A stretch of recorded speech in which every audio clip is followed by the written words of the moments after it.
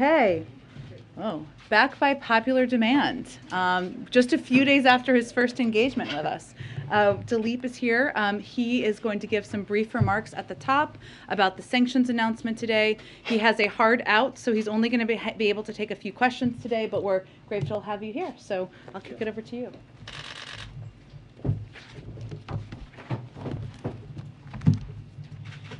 Russia's long previewed invasion of Ukraine has begun, and so too has our response. Today, the President responded swiftly and in lockstep with allies and partners. The speed and coordination was historic. In previous sanctions regimes, it took weeks and months to mount a decisive response. This time, we announced our first tranche of sanctions in less than a day, and in lockstep with allies and partners in the European Union, the United Kingdom, Canada, Japan, and Australia. Let me say a few words about the details of the package. First, hello. There's no easy segue from that. Close your ears. First, after consultations overnight with Germany, Russia's Nord Stream 2 natural gas pipeline will not become operational. That's an $11 billion investment in a prized gas pipeline controlled by Russia that will now go to waste, and it sacrifices what would have been a cash cow for Russia's coffers. But it's not just about the money. This decision will relieve Russia's geostrategic chokehold over Europe through its supply of gas, and it's a major turning point in the world's energy independence from Russia. Second, we've demonstrated the potency of our financial sanctions. And make no mistake, this is only the sharp edge of the pain we can inflict. In lockstep with our allies, we're fully blocking from the global financial system the fifth largest Russian financial institution, VEB. This is a glorified piggy bank for the Kremlin that holds more than $50 billion in assets. We're also fully blocking Promvaya's bank. This is a bank that holds $35 billion in assets that finances the activities of the Russian military. In plain English, full block means these banks can no longer make any transactions with the US, nor with Europe, as Europe matched our actions, and their assets in our respective financial systems will be frozen. And let me be totally clear, no Russian financial institution is safe if the invasion proceeds. We are ready to press a button to take action on the two largest Russian financial institutions, which collectively hold almost $750 billion in assets, or more than half of the total in the Russian banking system. Third, together with our allies, we've also cut off the Russian government, the Russian central bank, and Russian sovereign wealth funds from new financing from the US and Europe. The Kremlin can no longer raise money from the US or Europe, and its new debt can no longer trade on US or European financial markets. Fourth, we've fully sanctioned a group of Russian elites and their family members. These individuals share in the corrupt gains of the Kremlin, and they will now share in the pain. Other Russian elites and their family members are now on notice that additional actions could be taken on them as well. I also want to take a minute to address a key part of the President's speech on energy markets. We were deliberate to direct the pain of our sanctions towards the Russian economy, not ours. None of our measures are designed to disrupt the flow of energy to global markets. And we are now executing a plan in coordination with major oil producers and major oil consumers to secure the stability of global energy supplies. Let me just end where I started. This was the beginning of an invasion, and this is the beginning of our response. The actions we took today were only the first tranche. If Putin escalates further, we will escalate further, using financial sanctions and export controls, which we've yet to unveil, but which are fully prepared to implement with allies and partners across the world. Lastly, make no mistake, our response goes well beyond sanctions and export controls. We're continuing to fortify NATO's eastern flank to reinforce a sacred Article 5 commitment to defend every inch of NATO territory. Just today, the President announced that additional troops and equipment will be shifted within Europe to the Baltics. We'll continue to provide defensive assistance to Ukraine. Already over the past year, we provided $650 billion to this effect, the most of any year. And we'll continue to work with allies and partners to provide economic assistance to Ukraine. With the idea being we want to create a successful alternative in Ukraine to Russian-style kleptocracy, which may be Putin's greatest fear of all. Josh? Thank you. Hi, thank you. Can you speak a little bit more about the energy component? What tools do you have in the tool chest, given that there's been an effort ongoing now for several months to control the price increases that we're seeing for gasoline in particular? What can you do to help energy prices not bite the way that President Biden appears to worry that they will? Yeah. So this is an ongoing effort and a sensitive effort. I can give you a bit of detail on what that involves. Number one, it involves coordinating our actions with major energy producers. We all have reserves at our disposal, and those reserves could help support the supply of energy worldwide. Number two, we're working closely with major energy producers. Several of them have the spare capacity to provide supply to global energy markets and to balance the market in the event of any supply disruption. Number three, we can work with energy companies to surge their capacity to supply energy to the market, particularly as prices rise. And number four, we can be very clear that if President Putin weaponizes energy supply, it will be met with massive consequences, and it will only accelerate the diversification of Europe and the world away from Russian energy. Can you speak quickly to the decision to what seems to be delinking the sanctions? Initially, the president was signaling if there is an invasion or a further invasion, that the sanctions would come full stop, one swoop. Now we're seeing sort of more of a tit-for-tat approach. You're warning here today that President Putin goes further, so will the sanctions. Can you walk us through that process at all? It seems like the U.S. is now breaking its sanctions package into chunks, whereas the expectation had been that it would come all at once. Yeah, well, look, today's package is a severe action. I walked through the elements of it with Nord Stream, the financial sanctions, sovereign debt, and the elites. Number two, it's just the beginning. This was the beginning of an invasion. This is just the beginning of our response. But number three, and this really gets to your question, I think, most fundamentally, no one should think that it's our goal to max out on sanctions. Sanctions are not an end to themselves. They serve a higher purpose, and that purpose is to deter and prevent. They're meant to prevent and deter a large-scale invasion of Ukraine that could involve the seizure of major cities, including Kyiv. They're meant to prevent large-scale human suffering that could involve tens of thousands of casualties in a conflict. And they're meant to prevent the installation of a puppet government controlled by Moscow that subjugates the will of Ukraine and prevents the people of Ukraine from choosing their own destiny and setting their own course. That's what this is all about. What's it going to take to target Putin directly? I'm not going to telegraph exactly what it would take and under what circumstances that would occur, but no option is off the table, as the president said. But the EU president said today this is the most dangerous moment in European security in a generation. So if not today, when? What? Look, as I say, we mounted a very significant response today. We can escalate that response further. There are a number of actions we can take using financial sanctions, export controls, fortifying our eastern flank, helping Ukraine defend itself, helping each other deal with the costs and consequences of Russia's invasion, and most importantly, having a shared confidence among allies in our way of life, our economic model, our political model. If Russia wants to sequester itself from Western technology, the Western economy, and from Western financial markets, that is a bad strategic choice for Russia. But we're going to step up in solidarity to advance our values and principles. Thanks. You mentioned that sanctions are meant to deter and prevent, but the fact of the matter is the sanctions you're announcing today and announced last night did not deter or prevent Russia's actions yesterday and over the weekend. What gives you any confidence that the remaining sanctions that haven't been imposed yet can deter or prevent a further Russian invasion and aggression in Ukraine? Well, look, it's day one, and President Putin has choices to make. We have choices to make. Our job is to manage risks and to impose consequences for a further escalation of this conflict by President Putin.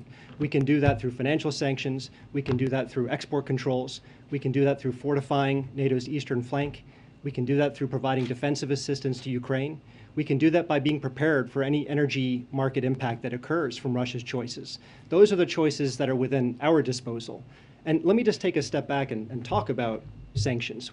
You know, we have principles that matter in terms of how we design a sanctions package. They need to be powerful enough to demonstrate our resolve and the capacity to impose overwhelming costs. They should be calibrated such that we can maximize coordination with our allies and partners. They should maintain flexibility so we can escalate or de-escalate depending on what Putin does. they should be responsible so that we avoid unwanted spillovers to the U.S. and global economy. And they need to be sustainable. They work over time, not on day one. We just have to do the last one.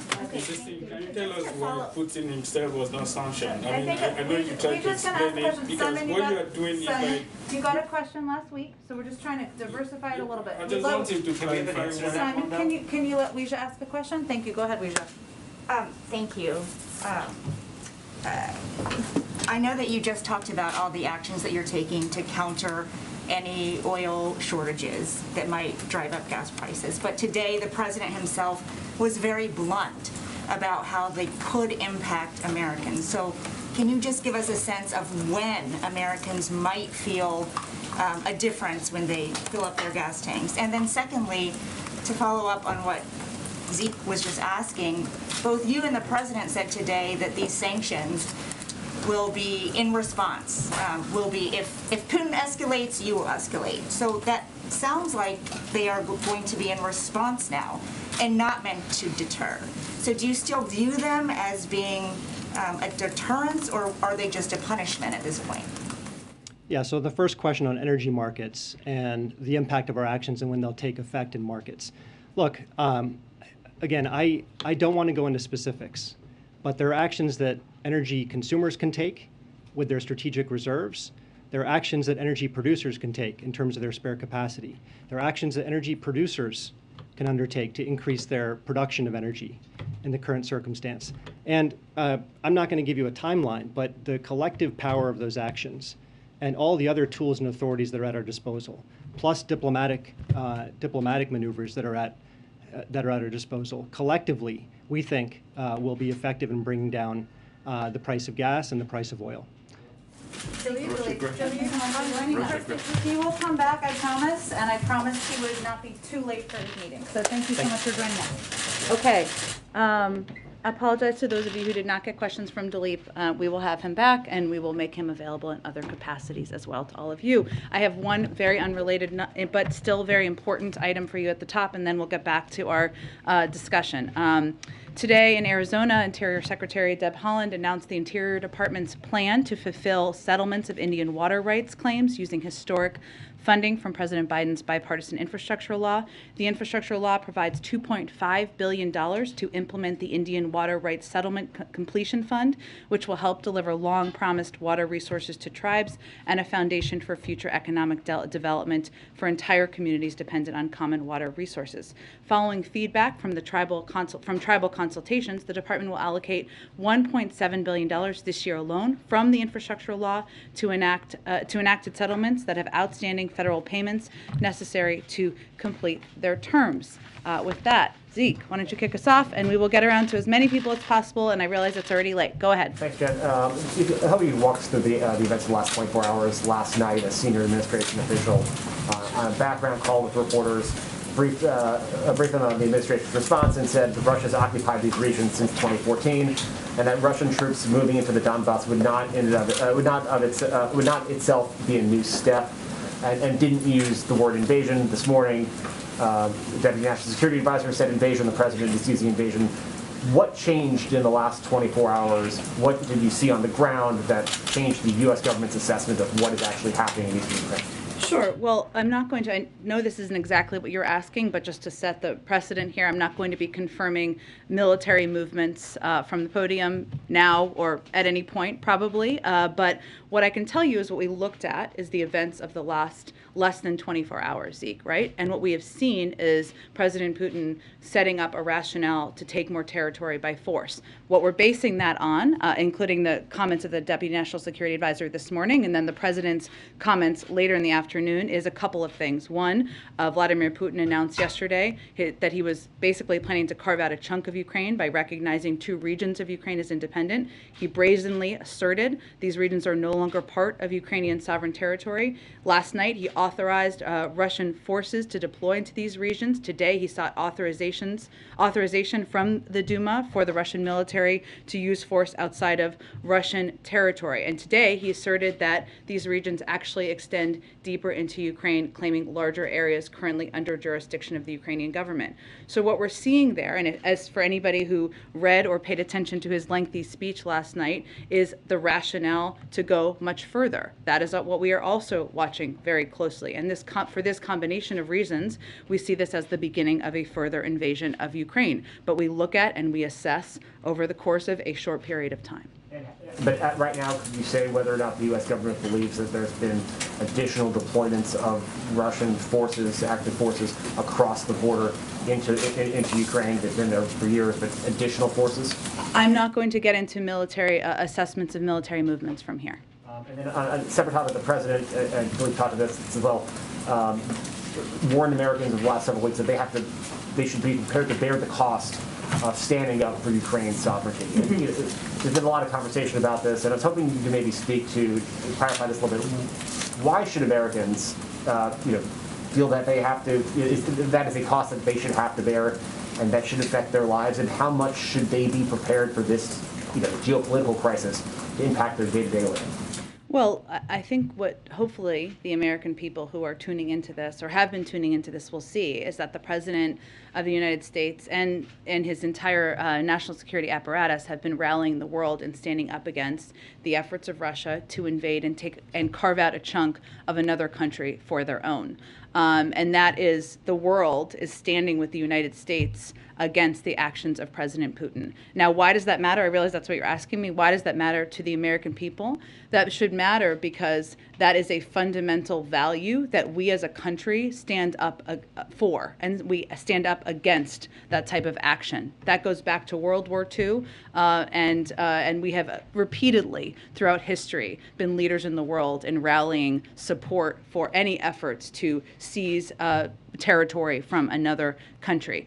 When the president spoke to the American people last week, it was very important to him to be very direct and clear and straightforward with them about what this could mean as we looked to what the impact of an invasion could mean and also what the impact of sanctions could mean. And the fact that standing up for values is not without cost, including in this case, including potentially in this scenario. Now, as Daleep just conveyed, what the president has said to his national security team is he wants to leave no stone unturned. He wants them to take every step possible to tap into the resources of global suppliers, to present to him any option that will reduce the impact on the American people. And even as he's looking at sanctions, he is taking that into account. But this is about standing up for American values and he wanted to make clear to them what impact that could have.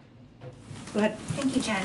Given what Secretary Blinken just announced about his meeting with Lavrov on Thursday, is a summit between the president and Putin out of the question now? Well, we're never going to completely close the door to diplomacy, and I don't think the Secretary of State did that either.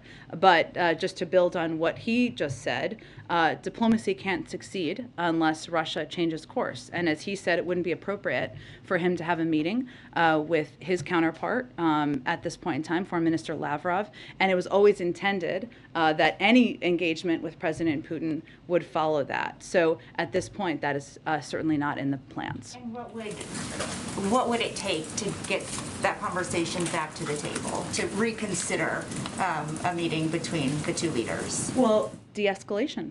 That's what it would take. How do you define that?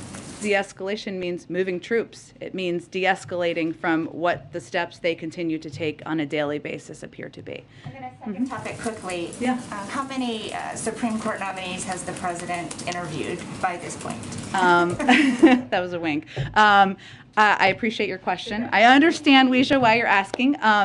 We are, of course, a very short period of time away from the end of the month of February. The president has not made a decision about who he's going to nominate, but I'm still not going to get into details about the internal process. More to tell soon. Go ahead, Peter. Thank you, Jen. The president said in the spring that Pentagon generals had briefed him that the greatest threat facing America is global warming. Is that still the assessment now that we are facing down a potential cyber war with Russia?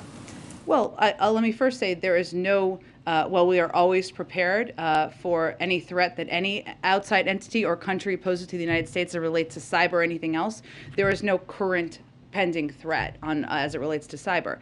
In terms of the threats you're touching on, that was a briefing from the military, so I'd point you to them. And so, as far as anybody watching who's seen the coverage, it's very, at times, distressing images of Russian military movements. The number one threat facing the country right now remains global warming. Well, Peter, I think it's important, as we're all educating the public here, to convey and reiterate the president has no intention of sending U.S. troops into Ukraine to fight in Ukraine. What we are doing is we are abiding by our obligations to our NATO allies and partners to ensure that they have the support and the resources that they need. And that is our right and our obligation as the United States. Okay, and why do you guys think that sanctions are going to stop Putin if his goal ultimately is to redraw the map so it looks like it did 70 or 80 years ago? What sanction is going to stop him from doing that? Well, I think, just to kind of reiterate maybe something you touched on there, for anyone who watched his speech last night, what he made clear in that speech is that he doesn't even necessarily, or doesn't recognize the independence of Ukraine as a country. And that certainly gives us an indication of where his intentions are at this point in time. Sanctions can be a powerful tool. They have been in a lot of moments throughout history, and what we view them as or how we're viewing them, as we're starting high, as Daleep just conveyed here, in terms of the significance and the severity of the sanctions that were announced today. Yes, our intention is to have a deterrent effect, and there are, what they have done to date is completely unacceptable. There's certainly far worse that could happen. What we want to do is prevent a large-scale invasion, death and destruction across Ukraine, devastation to the Ukrainian people.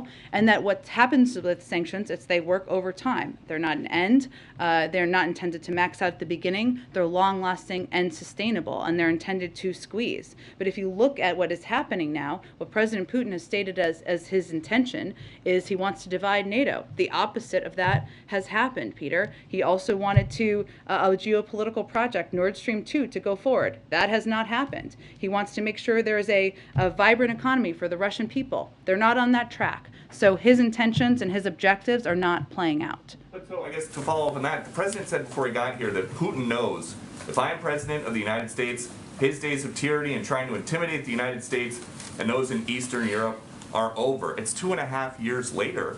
He is intimidating the United States and those in Eastern Europe. What happened? I'd hardly put it that way. I would look at it actually from the prism of the United States, and President Biden has rallied the world, rallied Europe to stand up against the efforts and the actions of President Putin. And we've laid out very clearly exactly $4 gas, $5 gas, however how you guys think it's going to go, something like that. Is not intimidating. You asked me if we were intimidated by President Putin, and I think the evidence of that doesn't exist. Go ahead, Kristen. Thank you, Jen. If I could try one more time Sure. on sanctions. Yeah. The president of Ukraine on Saturday called on the United States and its allies to impose the toughest sanctions. And as all of these questions suggest, President Putin doesn't seem to be deterred at this point. Why not choke Russia out financially right now as a way to try to stop him? Well, here's how our national security team looks at sanctions. It's a very good question. I think it's actually a different one than what was asked. Is we look at them for a couple of purposes. One, not that they are going to be an end on their own. Just the announcement of sanctions is not going to have the immediate impact. They're not intended to work that way. They're not intended to max out at the beginning. This is why we've always intended to have a range of sanction steps that we could plus up to or escalate to if his behavior and his actions continue to be escalatory. And also, if we do all the sanctions now, what is the deterrent effect or impact of preventing him to take further action? That is what the conversation we've been in with the global community, and that is how we've been approaching it to date. Senator Lindsey Graham says President Biden is missing the moment. Does he run the risk of being too cautious here with this tranche approach? In what capacity is he missing the moment?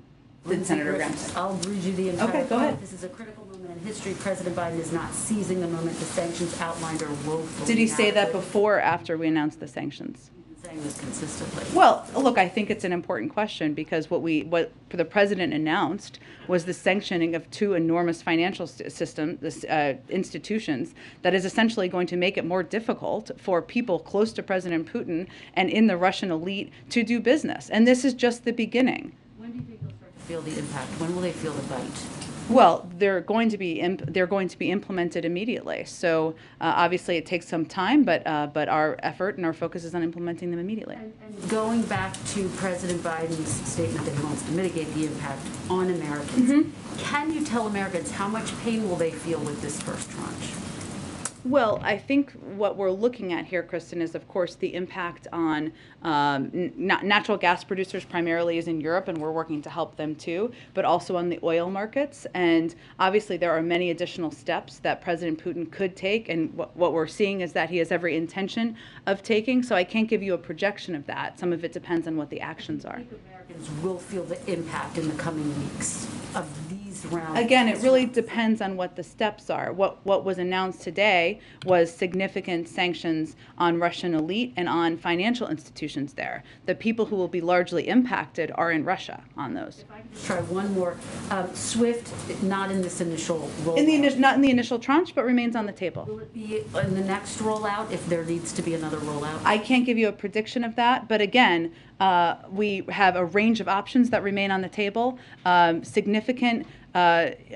would have a significant and devastating impact on the Russian economy. We've already seen in the Russian economy the impact on inflation there and on the markets there of the expectation of these sanctions. But all of those options remain on the table, and I can't make a prediction of what's next. Go ahead. The president today used words like bizarre and twisted to describe Putin's remarks. Does the administration believe on what they saw in this speech yesterday, or in the last 24 hours, if you will, that Putin has shown some kind of change in his state of mind and his demeanor? I wouldn't say we'd characterize it that way, Cecilia. I mean, if you, for those of you who read or watched his speech last night, which was rife with historical inaccuracy, of course, he made clear that he does not view Ukraine, not just the areas he recognized yesterday, but the totality of Ukraine as an independent country. And he conveyed that by providing a lot of revisionist history details that are not aligned with what has happened over the last few decades. Now, we've seen some of that rhetoric if you look back to 2008 and even before then, but it is indicative of of his own belief that he has the right that Russia, and he has the right to take the territory, to claim territory from another country, and we just don't agree with that, obviously. If sanctions don't work, then what? What else is in the tool belt at the president's disposal at this point? Well, sanctions can take a number of formats, right? Export controls is certainly one of them. There's many more sanctions that we have at our disposal. The SWIFT system is obviously significant, not in the first tranche, but there's a range of options that remain on the table for sanctions. And again, as Daleep conveyed, but I think this is an important component to know, is that they're not intended to have an impact on the harshest impact on the first day. They're planned, or they're designed to have a squeezing impact over the course of time, and we have many more escalatory steps that we could take. Do you have specific agreements with countries, exporters, to ensure Europe has a steady supply of gas, or is that still a work in progress? I certainly understand your question. As Daleep said, it's a very sensitive time in the process right now, but what we're doing right now is talking both to major natural gas producers to understand their capacity and willingness to surge natural gas output, which of course is a regional issue that would have an impact in Europe, and also talking, as he said, to a range of producers to help assess or help reduce the market impact and the impact on the American public.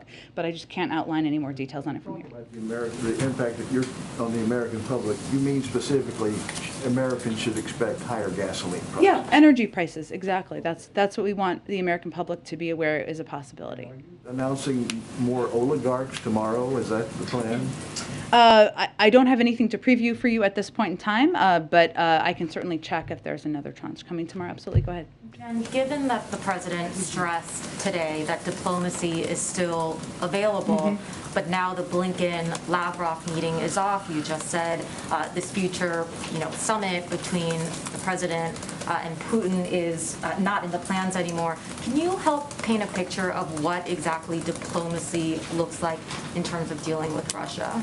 Well, first, the door to diplomacy still remains open, and it just, as I think our Secretary of State conveyed, it isn't the appropriate time as Russia is taking escalatory steps and preparing to invade, for him to meet with the foreign minister. And it had always been the intention that any engagement with President Putin would be discussed there and potentially follow there, but there were never any specific plans or timeline really in the works for that. So it was really going to be discussed at that meeting. What diplomacy looks like: one, we're going to continue to engage with our European partners, of course, and we will continue to remain open to having diplomatic conversations once, if and when they de-escalate. Diplomatic conversations, so certainly between President Biden and President Putin. Well, of course, that remains an option. And as we said, I think over the course of the last few days, he's always going to be open to having leader-to-leader conversations. But this isn't the time to do it when, and we said this at the time as well, when President Putin is overseeing the invasion of a sovereign country. And just quickly, what is the U.S. assessment right now of Russian invasion into Kyiv? Is that considered an immediate danger right now? It is considered. I'm not going to give you a timeline, but it's considered a real possibility. Yes. Go ahead. Thanks.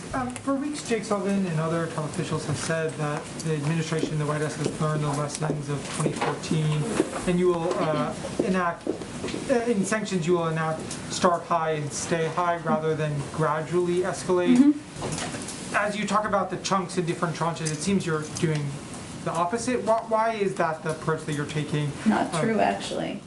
We actually didn't sanction these type of financial institutions back in 2014, and it took several weeks to sanction these type of institutions. But more in terms of the theory of the case, that instead of doing it in pieces where you start and then continue to add on, the lessons that Jake and others have signaled was that you start high and stay high instead of doing it more piecemeal. Well, that's exactly what we're doing. So the announcement that was made today about these financial institutions is more significant than what was done in 2014. And we would only build further from here. So that is starting high and staying high. Go ahead. What Russian actions would trigger the fullest extent of U.S. sanctions? I'm just not going to detail what exact reaction will be to each action. Obviously, we have a range of options at our disposal. They all remain on the table, and our preference is, of course, de-escalation, not instituting more sanctions. Is the administration confident that sanctions and export controls can or will be enough to deter Putin? And can you go into any more detail about what those export controls might look like? I can't go into more specifics, just a range of options are on the table, and obviously export control actions would have a significant additional impact on the economy there.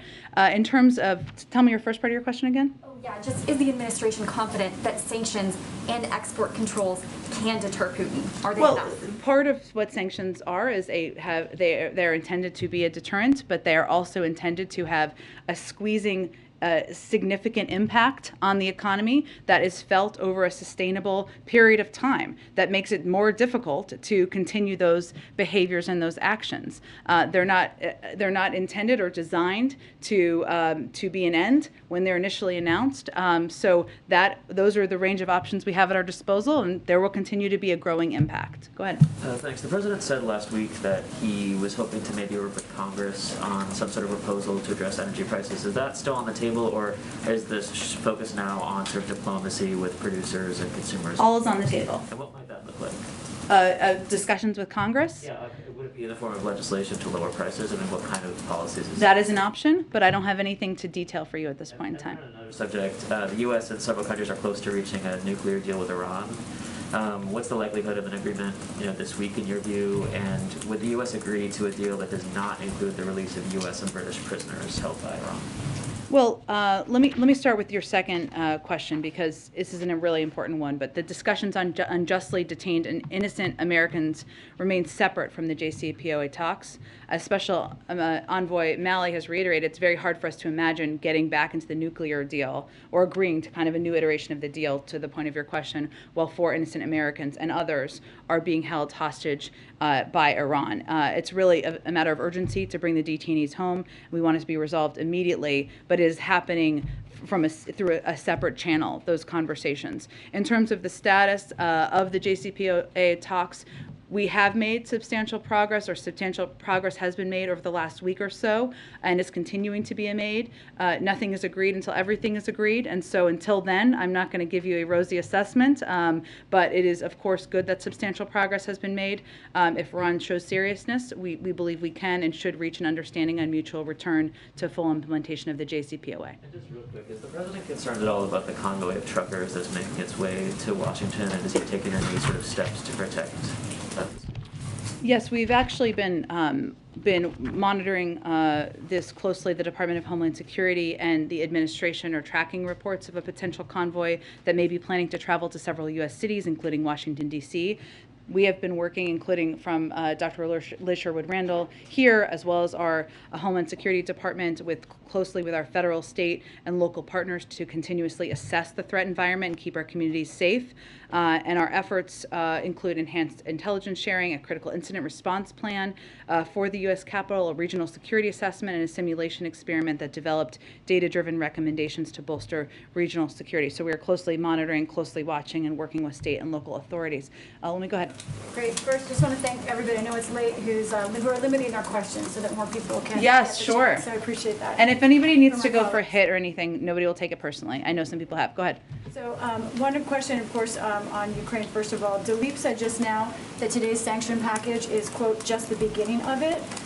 Does that mean if nothing changes, you expect more sanctions, or what does that mean, just the beginning of it? It means we have a range of additional options that we have the ability to take. And if President Putin continues to escalate, so will we. And then on looking to the State of the Union, when was the last time President Biden spoke to a member of Congress about any item in the Build Back Better agenda? He has a range of conversations all the time, but I'm not going to detail the timeline of those for you. Go ahead. Thanks, Jen. When can we expect a more detailed explanation from the White House about how it would plan to bring down energy prices?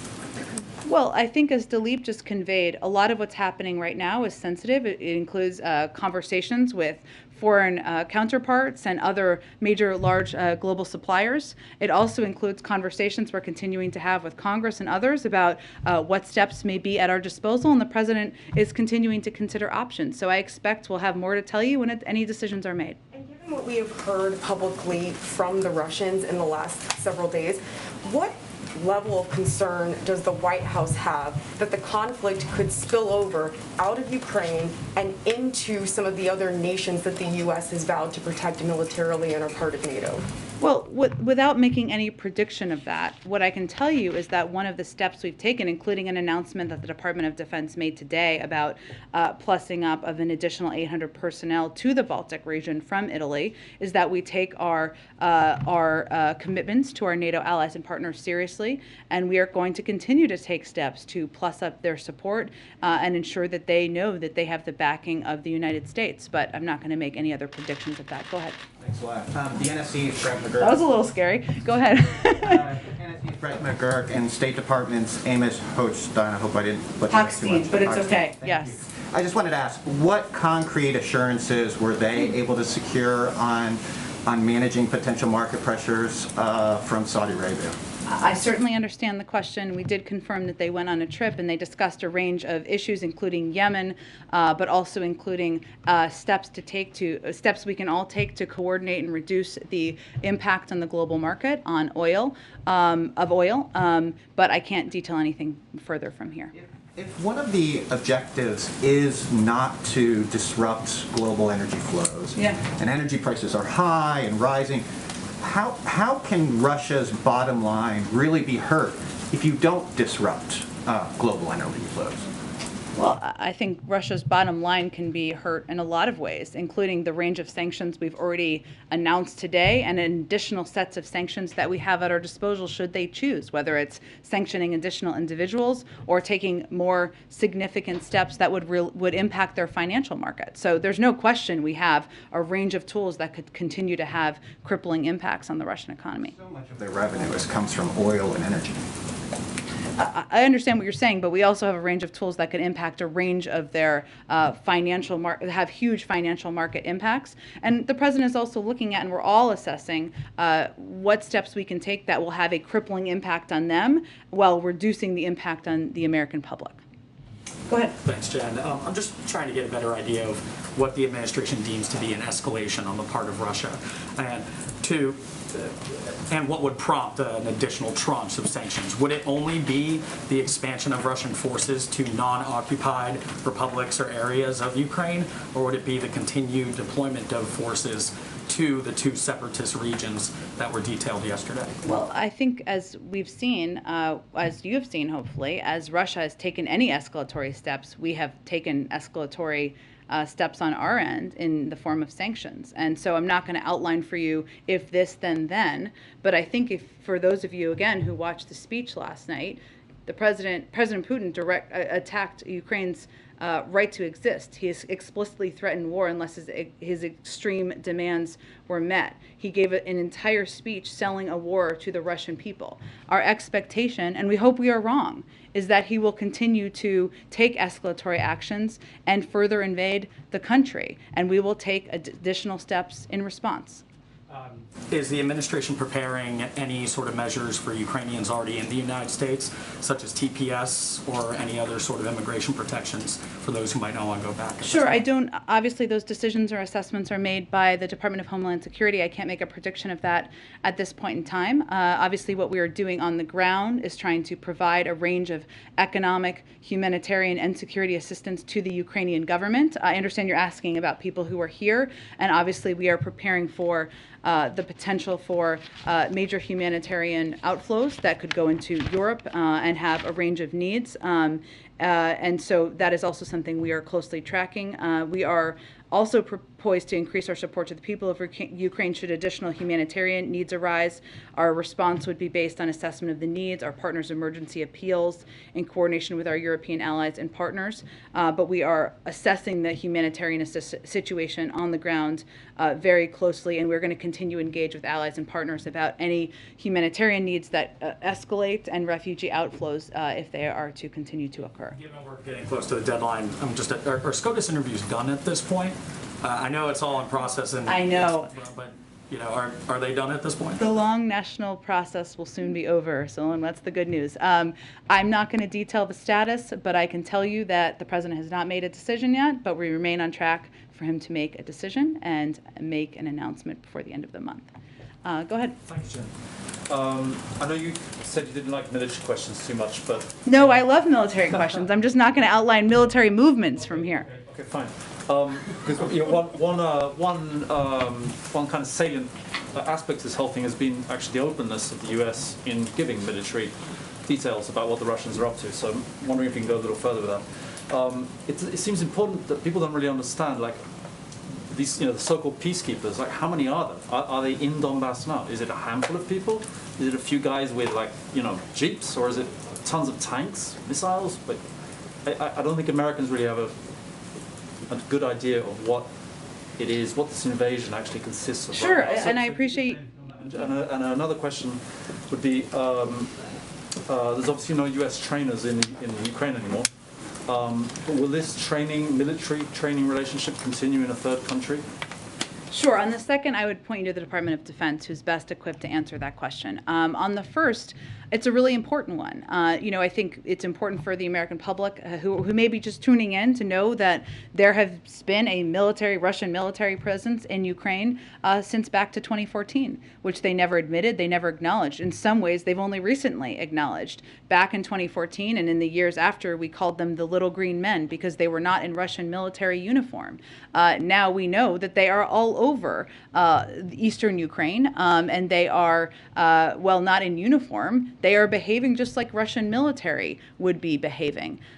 So that is something, I can't give you a number or specifics from here because I can't get into intelligence, but it is important for the American people to know that regardless of whether they're in uniform or not, they've been there since 2014. They are representing the Russian government.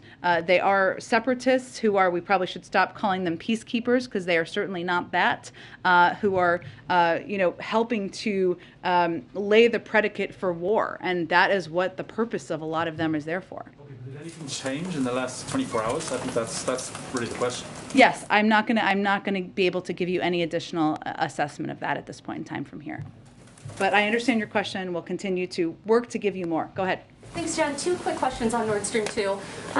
The first is, the deputy director just said that stopping Nord Stream 2 relieved Europe of a geostrategic chokehold that Russia would have had on them. So if Nord Stream 2 going online was such a threat, why in May did the president waive sanctions on the company and the chief executive behind it? And my second question is there a concern that Nord Stream 2, if Russia were to make concessions or retreat in some way, that might open up the door to Nord Stream 2 going back online? Or is it your understanding that it is dead no matter what Russia does? Well, I would first say that, the president has never been a supporter of Nord Stream 2. We've always criticized it as a project that we didn't support. We took a range of steps and sanctions, including sanctions, to make that very clear. What the announcement made by the German chancellor today was not by accident. It was at the conclusion of a range of diplomatic engagement and efforts by the president and members of our national security team, and unity from the Europeans about the fact that this could not move forward. We've never felt, the president didn't feel, that issuing preemptive sanctions on that was the right step to take. But look where we are. Nord Stream 2 is not moving forward. And by the way, it hasn't been operational anyway. So, that's a fact. It's not moving forward at this point in time. In terms of the future, we've never felt it was a good project. We've been clear about that. And that assessment I don't expect would change in the future. Go ahead.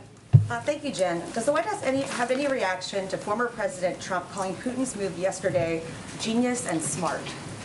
Well, as a matter of policy, we try not to take advice from anyone who praises President Putin and his military strategy, which I believe is what happened there, expresses an openness to lifting sanctions about the seizing of territory in Crimea, or at any point in time told leaders of the G7 that Crimea is a part of Russia, regardless if they are a former president. So there's a bit of a different tactic, a bit of a different approach, and that's probably why President Biden and not his predecessor was able to rally the world and the global community in taking steps against Russia's aggression. Is there any fear that statements like that could turn support for Ukraine into a more partisan issue among the U.S. public? By the former president? I think that is up to members of the Republican Party to make the decision, to make the determination. There has a long history, decades of history, which President Biden was a part of when he was chairman of the Foreign Relations Committee, of standing up to the efforts of any country to seize the territory of another country, standing up for efforts by the United States to rally global support against inappropriate and illegal actions by another country. There's a long history of that, not in a partisan way, in a bipartisan way, and certainly that choice is up to Republicans to determine. Go ahead. Thank you, Jen. I've got two questions quickly. The administration rolled out a list of sanctions against Russian oligarchs and elites. My question is, are any of them being sanctioned for the first time, or are these sort of repeat bad offenders? That's a good question. I'm sure we can get you a breakdown of that. I believe some of them are new, and certainly the banks are new, but let us get you a more specific breakdown of that. My second question is, the last time Jake Sullivan was here, he said that a Russian invasion of Ukraine would lead to U.S. sanctions, warning that that would necessarily make Moscow more beholden to Beijing. Obviously, both of those foreign powers aren't exactly the most friendly to us. So is the administration taking any steps or issuing any warnings to keep those geopolitical foes from aligning together and marching in lockstep? Well, long before the events of the last few months, we saw China and Russia moving closer together in some capacity. But right now, as we're looking at the actions of President Putin and as we're preparing for him to further invade Ukraine, to unfortunately put forward death and destruction on the country and the people of Ukraine, it's really a question for China on whether they look at that and think that's acceptable behavior. So I think you saw that our Secretary of State had a conversation with his counterpart in the last 24 or 48 hours, and we will certainly remain and continue to engage. But I think it's about looking at where the global community is in this moment and determining where you want to stand. Okay, go ahead. Thanks, Jen. I wanted to ask about rapid COVID tests. Do you have an update at this point on how many you've shipped and how many you have under contract? I believe we do, but I'm going to have to get that to you after the briefing. We have, let me get that to you after the briefing because I think we have some updated numbers on that. I think we're going to have to wrap up shortly here. Go ahead in the back. Thank you, Jen. I'm sorry I had to step out. It's okay. For a live shot for a moment, but so if somebody asked this question, I'm sorry. But I would like to clarify what Daleep said at the beginning. He said that Nord Stream 2 will go to waste now. So do you have assurance from Germany that it's the decision to cancel the project is final, or it's still reversible? Well, I would really, I don't have anything to build on beyond what the strong statements and the strong comments of the Chancellor this morning and the President's own statements about how it would not move forward. Okay, thanks everyone. We'll see you tomorrow.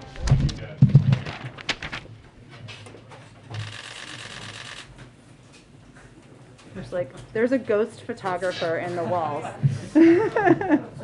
Where's Doug Mills? Is he back there?